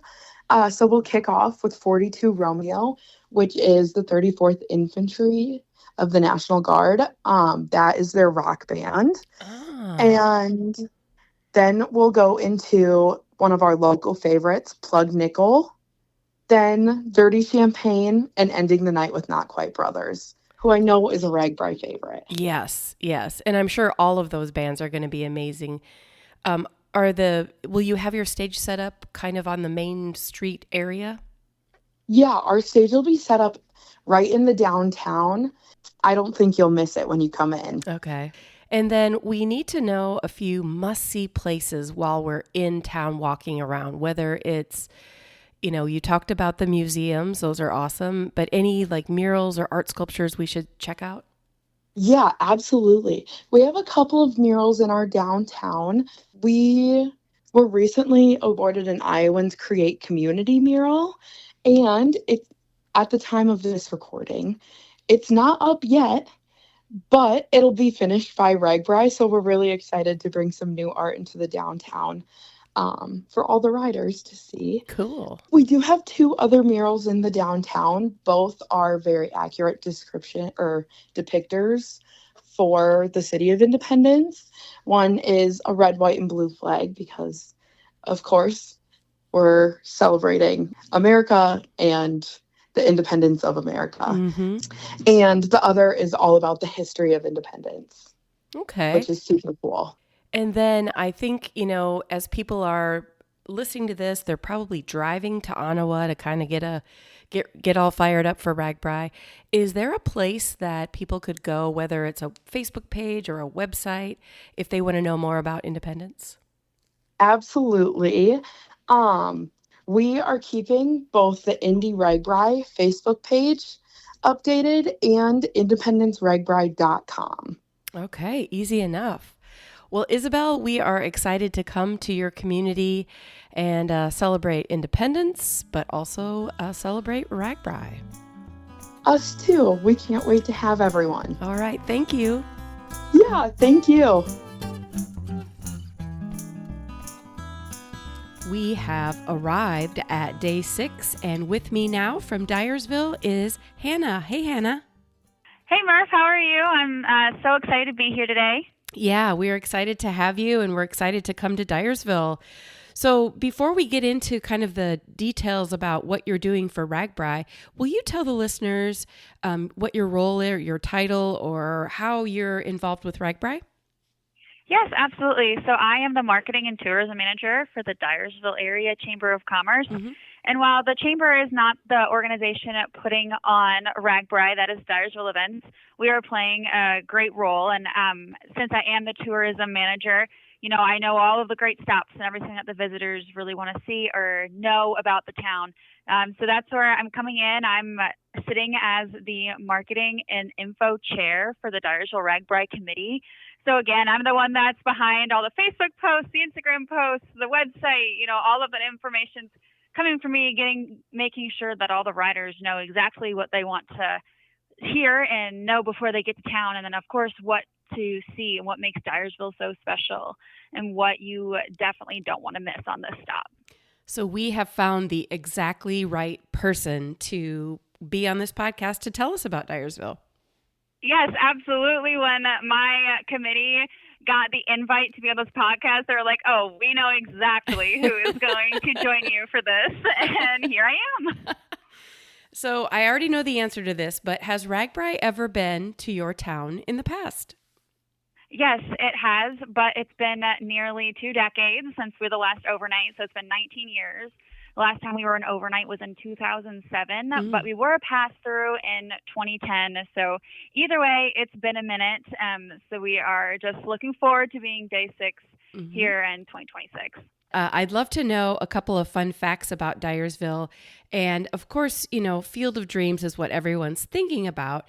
But I know riders already know this, but I'm going to say it again. We don't actually go to Field of Dreams until Saturday. So you have to listen to Hannah now to tell us a little bit about Dyersville before we get to Field of Dreams. Yes, absolutely. So Dyersville, we only have about 4,400-ish residents, but we welcome more than 100,000 visitors every single year. Of course, because we're known as the home of Field of Dreams movie site, and so people come from all over the world just to experience that, but they leave experiencing so much more than just the iconic baseball field. Some people know, but we are recognized as the farm toy capital of the world, and we're home to the National Farm Toy Museum. So add that to your list of attractions to definitely see. It will be accessible by shuttle while you're here in town Friday night. But we also are home to a basilica, which there's only about 90 of those in the U.S. They're more of a thing you see in Europe. So we are so excited to have that. And so that will be open to the public to walk in and see the beautiful Gothic architecture that it holds for our community. And of course, it has two twin spires, 212 feet tall. So you will be seeing those spires as you roll into Dyersville from the next community over. Of course, there is the field, but there is so many more things that make this community even special. And will you touch a little bit more on, you said there'd be shuttle service to go to, what's it called, the Toy Museum? Yes, the National Farm Toy Museum. So we will be having 2 shuttle routes, and actually the shuttle pickup near our entertainment and main campground area is outside the If You Build It exhibit and the Baseball Hall of Dreams Museum. So while you're waiting for the shuttle, you can peruse those 2 museums. One, the If You Build It exhibit is more based on the history of the Field of Dreams, so the behind the scenes and how they decided Dyersville and how they found the farm that was going to now become the movie site.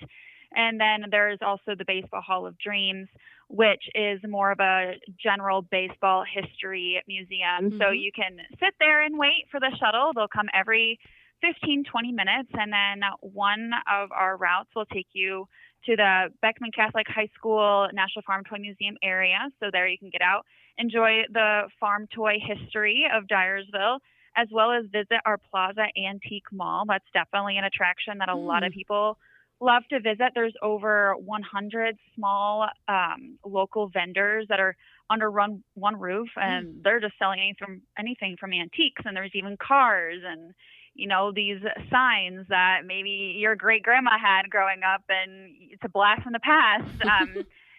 And one thing I absolutely love to do when I go into the Plaza Antique Mall is that they have these Wando and Wanda dolls in the museum. And if you find it as a visitor, you get to take those dolls and hide them somewhere else. No way. So they're always moving throughout the building. And it's something so fun to do, and a little game that you get to play whenever you go. That's like an insider scoop. Yes, absolutely. So if you're listening, writers, absolutely go look for those Wando and Walda dolls in the Plaza Antique Mall. And our other shuttle will be going to the pool and the Commercial Club Park for those charters that are stationed up in that area. And of course, to catch our pool for the showers and having a great time at our aquatic center. Do you have any ideas? You know, riders will be coming into Dyersville, and I've talked about it on the podcast before, but my mom grew up in Dyersville, so I spent my whole childhood trying to beat my brother in finding those spires as we were getting into town. So I know riders will be looking for it as well, but how would you describe the terrain? I mean, are we going to have some big hills coming into Dyersville or farmland, or what do you think? Yeah, so the biggest misconception is that Iowa's flat. And I think RAGBRAI riders would be the first people to tell you that Iowa's not flat. So, of course, some light rolling hills, nothing too crazy. It's going to be mostly farmland, of course, corn. So great, beautiful countryside and just your classic Iowa landscapes. And how about once we get into town, what's your theme and what are we going to see? Well, as you know, if you bike it, they will come. So if you bike day 6, you will come here and end up in Dyersville. So we're playing off of the vintage and the iconic Americana of baseball, you know, America's favorite pastime, embracing the Field of Dreams inspired town and hospitality. So you'll see we're hoping, and we're working on a great big arch. So you'll get to come through town through an arch that is put up by Farm Tech, a local industry business. Something that a lot of people don't know about Dyersville is that we are super industry heavy, and we have a great organization here, the Economic Development, that helps grow that side of our town. So not only are we great for attractions and things to do, but also a great place to live and work. So Farm Tech is graciously assisting us with that, and you'll get to see kind of another side of Dyersville too, rather than just the baseball history. So you'll expect that, and we've got such a lively night lined up for our Legacy Square that's in our downtown. That is where our main entertainment area will be for the night. And do you have a list or a lineup yet figured out of who's going to be performing? Oh, absolutely. The life of the party continues here on day 6 in Dyersville. So we have a DJ opening up our entertainment area at 1 p.m. And then Joey Wales will be kicking it off next. She is out of Dubuque County here, so she is a local. And then we have the Ditch Lilies, which is a band, and they are out of Cascade, Iowa. So just a jaunt down the street from here, from Dyersville. So we're super excited to welcome both of those locals to our RAGBRAI stage. And then we have Exo Lex. She is based out of Nashville, so we're welcoming her to Iowa for RAGBRAI. And then, of course, headlining our night, we have the Spasmatics based out of Chicago. So it is going to be a fun night. We've got some country. We've got some fun laughs with the Spasmatics, and just some overall great cover bands lined up for the night. And then I'm sure we will not go hungry. You've got plenty of either local businesses or vendors set up for us as well. Yes, we have about 22 vendors, food vendors alone, set up for all of you riders in our beverage garden entertainment area. And then we also have 2 local nonprofits. Xavier Elementary is doing a pasta dinner, as well as the Commercial Club Park. So get out and support those nonprofits and enjoy the night here in Dyersville. Yeah. So if listeners, you know, most of them are driving right now to the start of RAGBRAI, where can they go if they want to learn more about Dyersville or specifically about RAGBRAI? Yeah, absolutely. So, of course, hop on our Facebook page. We also have an Instagram, but our Facebook is probably the most up to date. And as we get closer, and as you guys are on the week of RAGBRAI leading up to day 6, I'll be hopping on there and doing some Facebook Lives and stuff like that. So definitely check out our Facebook page. And then we, of course, our website, if you haven't visited there already looking for information on housing or whatnot, that is DyersvilleRAGBRAI.com. Super easy to remember and find. But on there, actually, I spent some time with the website, and I added a place for you to see all of our local restaurants in one place, and to also see all of our attractions in one place, and kind of get a few pictures and idea of what those attractions are like and what you'll expect at those places, so that you kind of have an idea of what Dyersville is like before you even get here. I love it. Yeah. And we'll put the link to that website in our show notes so people can check it out. Wait till you're done listening all the way through to Dubuque, though, before you go check out Dyersville again, right? Yes, absolutely. Well, Hannah, thank you so much for coming on the podcast to talk about Dyersville. We're so excited to come to your community. Absolutely. You know what they say, if you bike it, they will come.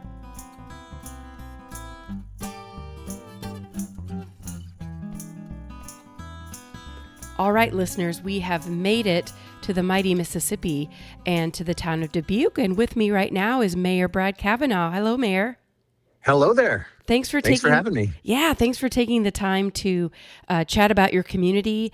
And I know at the time of this recording, we're, maybe a week and a half away from the big day. But for you, it's even shorter because people will come to your community in order to park their cars and then head all the way to Ottawa. So we've got an extra bonus for listeners today, right? We do. Yeah, we're really excited about that part of it. Excited about all of it, obviously. Sure. Really, to have camping weekend the weekend before, and then the dip site weekend the next week it's fantastic. Yeah, and Dubuque is just an amazing community anyway. I'm not even going to touch on those massive hills towards the end. I think I'm going to talk about them a little. They're not so bad. Okay. All right. We will. Yeah. So, like I mentioned, you're the mayor of Dubuque, and what role are you playing in RAGBRAI this year? Well, I've been a big part of the planning.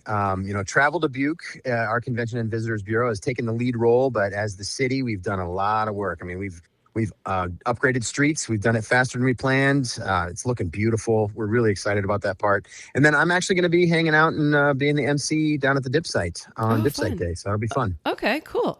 And I think we all know this answer. Has RAGBRAI ever been to your town in the past? It has, yeah, but it has been 16 years since it came to Dubuque last. So we are actually really excited to be able to welcome RAGBRAI back. I think there was a lot of learning that was done 16 years ago, and we've made some really great improvements that I think people are going to enjoy. Okay, cool. Well, we want to hear about them. But first, will you give the listeners maybe a fun fact or two about Dubuque?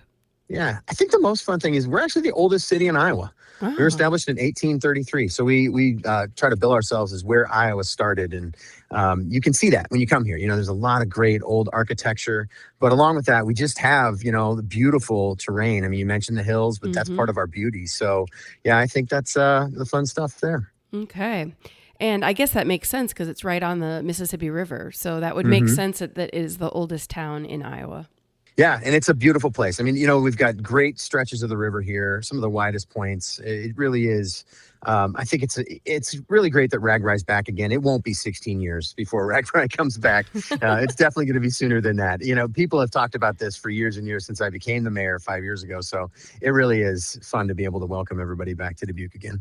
Okay, so we've hinted at this a couple times, but this is the last day for riders. They are going to be rolling into Dubuque. They're really excited to hit the Mississippi River, to explore your town a little bit. Give us a feel for what we're going to expect those last few miles in. Yeah, absolutely. Well, you're going to be energized for starters because it's going to be a great ride all the way through. Everybody's going to be ready for this, but you are going to deal with a few hills. But I'm telling you, this is one of my favorite rides through the city of Dubuque. Is this particular ride right here? It's a really good route. There's a lot of we've thought a lot about safety, a lot about fun on the way through. So all that stuff is great. But as you roll into town, you're actually going to come in through our industrial park. And that sounds a little weird, but it's one of my favorite places to ride. There's a great trail there most of the time, but you'll have the whole street open to you on Chavanel. Your first hill, you're going to hit Radford, and you're going to have to go up a hill there. It's a pretty steep one, but it's just one that you got to go through. And then the biggest hilly part that you're going to deal with is your ride down Pennsylvania. It's basically a roller coaster. And you might be a little mad at me when you get to the biggest hill that's on there, right around Irving School, because you'll be like, the mayor said there weren't that many hills.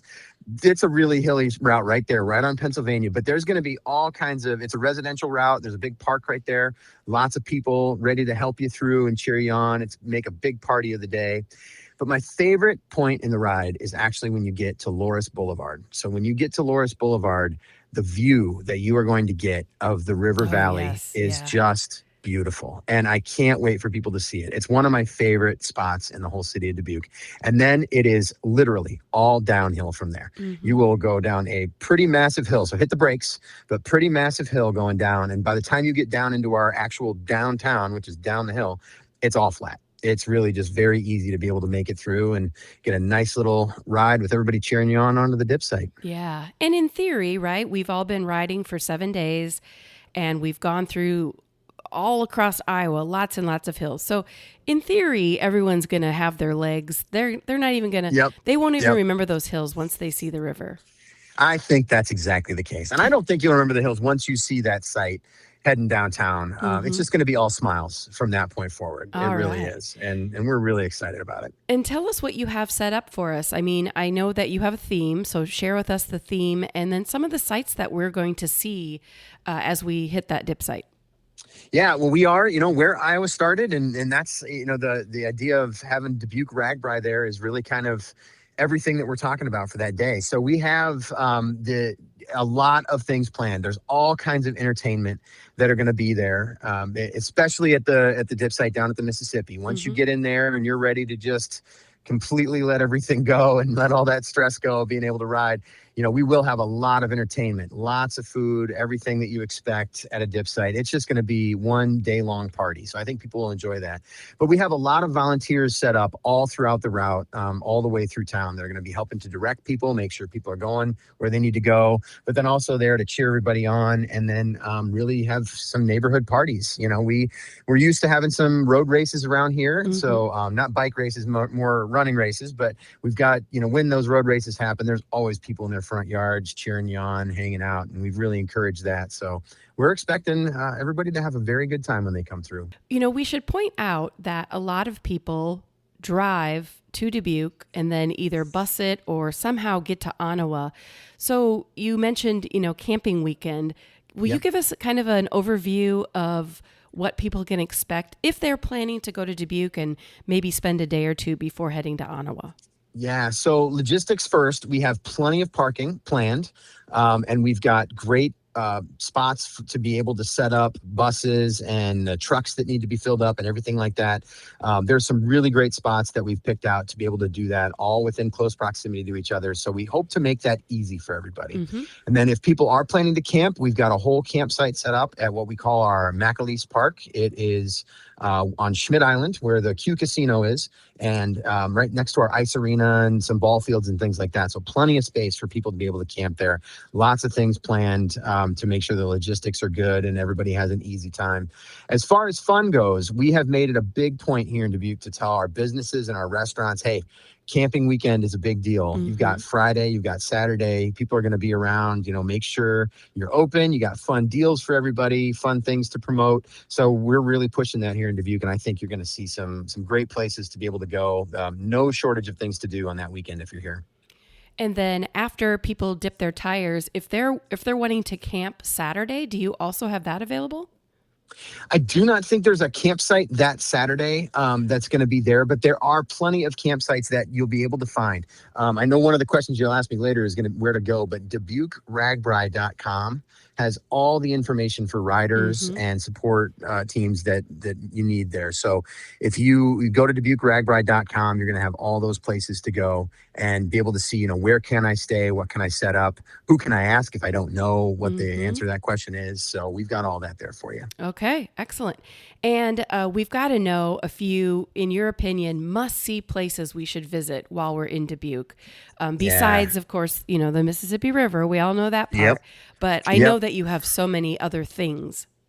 We do, absolutely. And, not far from where the dip site is, just down the river a little ways, we actually have the National Mississippi River Museum and Aquarium. And it is one of the greatest draws in Dubuque. It's right there on the river, beautiful spot.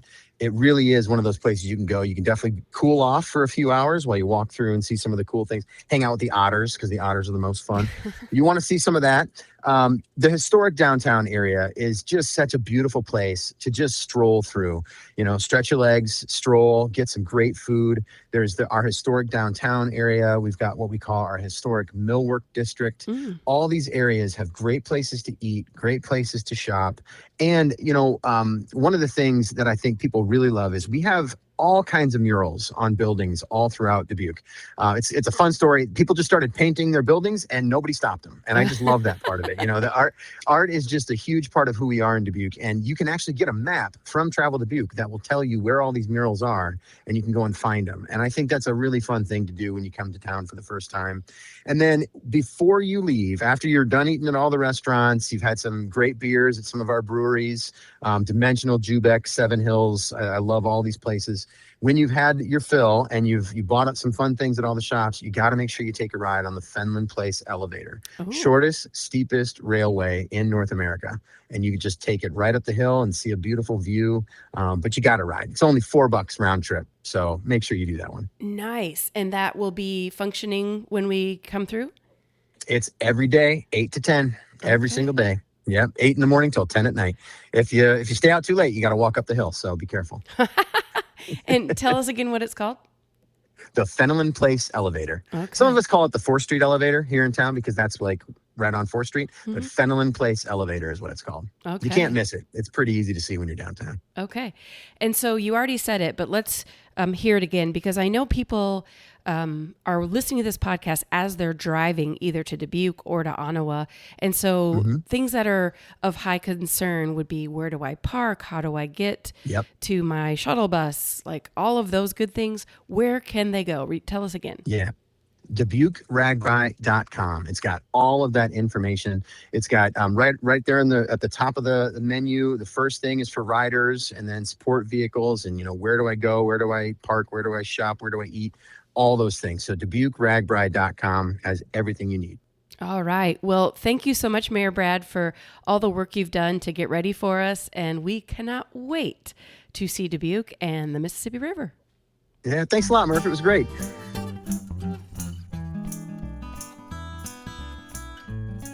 Well, listeners, that is it for today. We want to thank you for tuning in to listen to the Just Go Bike podcast. If you would like to contact Murph and AP with a comment about the podcast, or maybe even you have a topic in mind, you can reach us at justgobikepodcast@gmail.com. Please follow us on Instagram and Facebook, and watch our intros on YouTube. And don't forget to rate, review, and subscribe to this podcast, especially if you're a fan.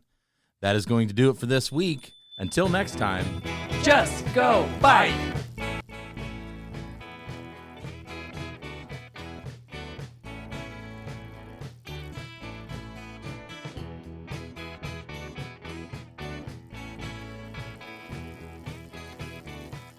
Theme song by Ryan Steer, logo by Suzanne Milosevic, produced by Kathy Murphy, social media by Andrea Parrott, intro by Pumpkin. Until next time, just go bike.